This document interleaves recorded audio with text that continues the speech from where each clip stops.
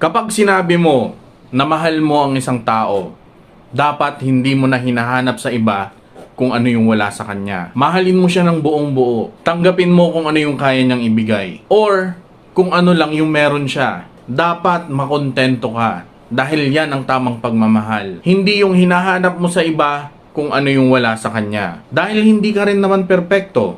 'Di ba? Bakit yung partner mo ba hinanap sa iba kung ano yung wala sa'yo? Hindi naman, 'di ba? Dahil mahal ka niya at tanggap niya kung ano yung mga wala sa'yo. Kaya kung mahal mo ang isang tao, dapat makontento ka. Disiplinahin mo yung sarili mo na huwag tumingin sa iba. Alam mo yung parang kabayo na nasa kalesa, yung may takip sa mata na ganyan. Ganon yung gawin mo. Dapat diretso lang yung tingin mo.